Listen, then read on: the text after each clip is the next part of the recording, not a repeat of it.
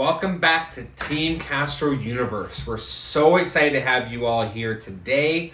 We're talking about something really cool, something that's really dear and near to our hearts, something that we hold valuable and treasured. We're going to be talking about relationships. Relationships. Either you think they're good or bad. There are some key pillars we feel that are important to it. Now, we are going to specifically be talking about our, relationship together. So this is relationships with our spouse. This totally applies to the relationship with your children, if you have some. And a lot of this applies to the relationship you have with everybody else. But definitely more focused today on the relationship you have with your spouse. These are just such unique times rolling into 2021. I know we're still on lockdown here in Alberta, so we are spending so much more time in each other's space and seeing each other throughout the day, and having to have a strong foundation in place to evolve in these times that we're in. And I'm so grateful because I obviously love spending time with you all the time. Mm-hmm. It would be my ideal if we were just always home together. Yeah. But it certainly comes with some challenges, and without having some key, call them respects in place, it can be challenging for some people. Yeah, and just like every other video we are going to bring to you guys, these are based on our personal experiences. Things that we've found have been really successful for us, or we've seen other people who have that type of relationship that we want. These are key pillars that they have, right? And it's kind of something that I've studied because I've had not so great relationships and challenges and self-doubts and self-worth issues. I feel like a lot of people have, and that always affects the relationship you either end up getting into or over time. So these are key distilled pieces or pillars, like we call them, 3 of them that we think are really important to a strong relationship. So number 1, and a lot of you will probably agree with me, is communication. Absolutely. And essentially, when it comes to communication, it's just about having a very clear and open line of communication with the people in your life, especially your spouse. We always laugh about how, Jason literally just reads my mind. We'll be thinking of something, and he'll bring it up, and I'll be like, my goodness, I was just thinking about that. Yeah, the cheesy, you finish all my sentences, we're nerdy like that, but... Super. But the truth of the matter is that he actually can't read my mind. So if something is bothering me, or something's on my brain, or I have an idea, I need to bring it up. Because I find if you don't bring something up, then you're either alone in that thought, or if it needs a resolution, it's not going to happen as fast if you don't say something. If I could add on to that, for sure, is especially as guys, we're really used to, hearing the needs of our spouses sometimes. And for guys, we don't always voice them because we don't feel like the way we voice them maybe comes off the best. Or we think, it's not important, right? Or we just go and do it and don't tell anybody about it. But sometimes you need a guy time, or you need somebody just to help, like, hold you. You know what I mean? As a guy, I feel like sometimes we've not been allowed or opened enough to be able to say our clear needs as well. On both sides of things. I think it's equally on both. Which leads us into the next kind of part of this communication puzzle is honesty, right? Being honest on what you need. Don't try to soften it because you're afraid of what the other person's going to say. You're in a relationship, hopefully for the rest of your life, with this person, so you need to be honest. And I think fundamentally what that comes down to is creating a safe space in your relationship to have those honest conversations. It goes without saying that if you are worried about what the reaction will be to a hard conversation, you're just not gonna talk about it. Mm-hmm. And then that's pent up energy and uh-ohs later. I know. Fights. Absolutely. And we don't need fights, especially when we're stuck in small quarters together. Yeah. But it is. I know when Jason and I first started in just dating, it was one of the first things that came up was I give you permission to be completely honest with me about how you're feeling. And that's important.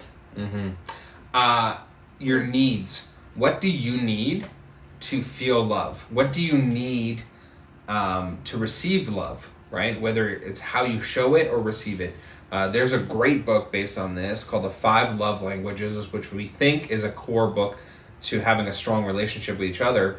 Is, okay, how do I show love, first of all? And does your partner know that, right? And then how do I receive love? And then does your partner know that, right? Because some of us, we're so self in here that, right, like I know like my parents or my mom, I would say more specifically, but they're very gift based. They're service based.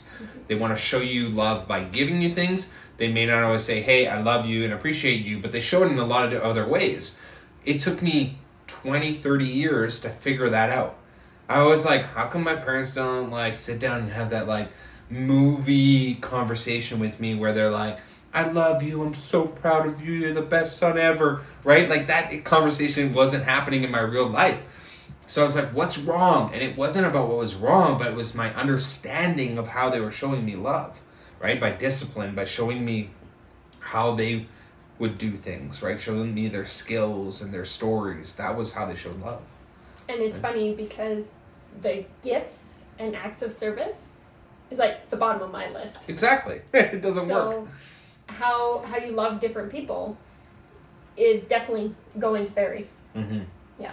Yeah. So understanding what does my partner need and how can I help them get that, right? Remove yourself from it and go about service. How can I help them, right? Lynda touched on this. This is pillar number 2. So number 1 was communication. Pillar 2 is permission and feedback. So just like she said, early on in our relationship, and I remember the exact moment, I think I was just being Mr. Grumpy Pants in that time of the day, right? I understand sometimes I can be grumpy or just, withdrawn. And I remember us walking through our parkade and I just said to her, I said, hey, I want to give you permission. If I'm not being the leader that I said I wanted to be or the person I said I wanted to be in my life and my relationship, I give you permission to call me out on that, right? Saying, hey, you're no longer in line with that person you said you wanted to be, right? So whenever I'm in that situation, she goes, you're being a little grumpy pants, and I might go, oh, whatever. But subconsciously, I know that I've already given her permission about that. And that comes back to the safe space and having that conversation and allowing space for, I guess, a reaction. Because, everybody has their knee-jerk, when you bring something like that up. It's a gut check. It's a gut check. It's here for me. Oh. Yeah, my ego. The ego that just kind of goes, excuse you? But it's important to have that safe space, but also as the giver, somebody who's, giving permission, it's also being able to know that when you receive it, that it's coming from a place of love, which is important. And I think as you're giving feedback, that also has to come from a place of love as well, and from a place of a calm state. Mm-hmm. Yeah, Lynda's never like, hey, a-hole, right? Like, you're just being a real jerk right now. She never says it like that. She's just like, hey, I'm just feeling this from you right now. And I go, are you, like, how come? What did I say? Like, right, I'm going to try to decipher the situation, but it never gets to the point where I go, you're wrong, I'm right, right? Because I understand that it's not always my perception, or I might be not even thinking about us. I might be thinking of something external that now I'm bringing into the relationship, and that's not fair to her to deal with whatever external business issues or personal issues I'm having, maybe I'm feeling a little chubby that day, you know what I mean? And you can put you off for a whole day, just because you feel like maybe you haven't kept up with your goals or your habits that you said. So creating a dialogue between you both where there's this fluid transfer of communication and respect and permission and feedback is so valuable. So just a thought for you out there is, have I given my spouse permission to call me out on things where I don't blame her or him for giving that feedback? Okay, so I think that's really important. Last piece, and probably the most important part of a relationship outside of communication, permission, feedback, this is pillar number 3, is some sort of growth. Okay, in a relationship, things need to evolve and change and grow. And this is something we've definitely seen with people who have really strong relationships for a long time. Maybe like they were high school sweethearts and now they've been married for like 25, 30, 40 years. Is they've grown together, right? They didn't stay the same people they were before, right, over time. Yeah, it's definitely important that as individuals, we are growing. And I think in regards to that, I need to accept that my personal growth journey is going to be different from Jason's. Mm-hmm. I can't expect him to do the same exact path for personal growth. Yeah, don't ask me to do CrossFit with you because it's just not happening, right? I did yoga. But that's important too. Like for myself, I'm a big reader.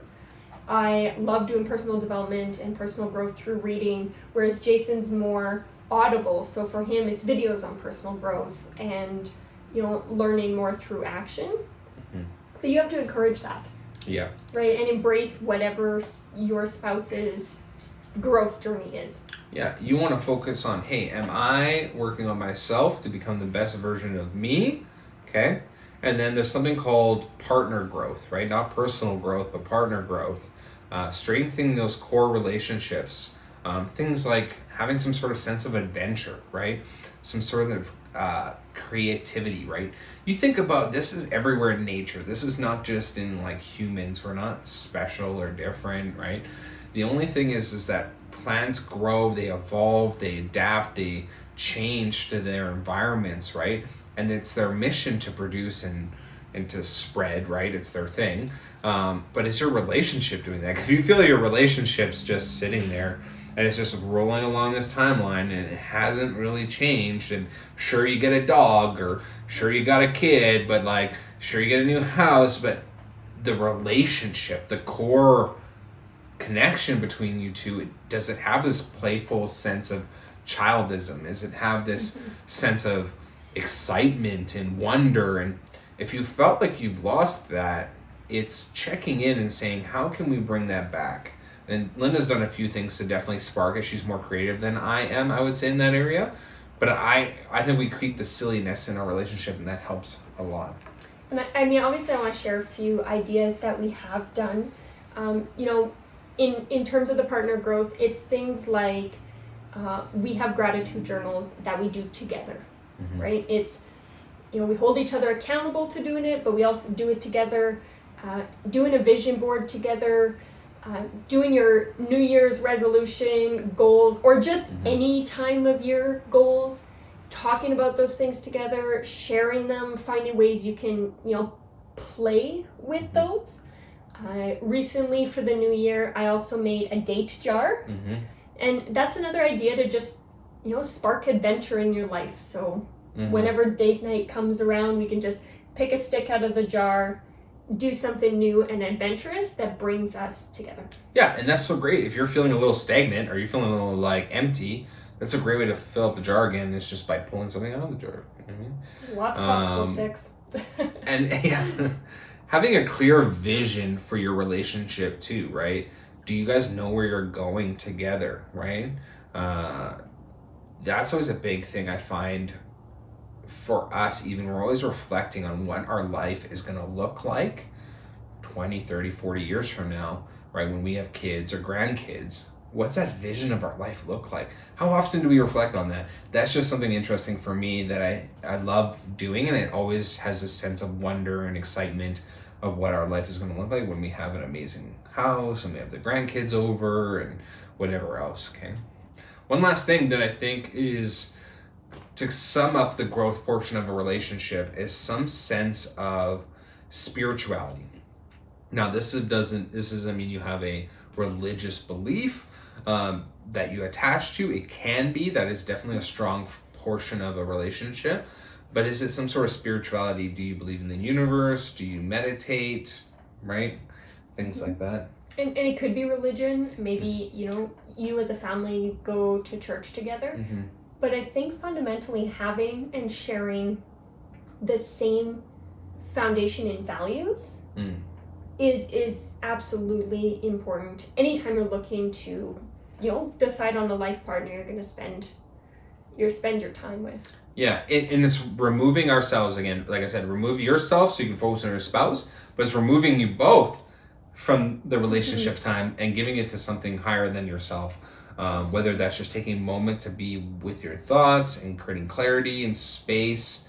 I think it's always good to remove some of the energy that you have. I don't know, sometimes you feel tense.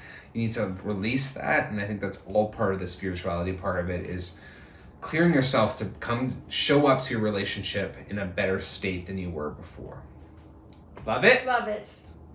I'm so lucky to have a spouse like Lynda.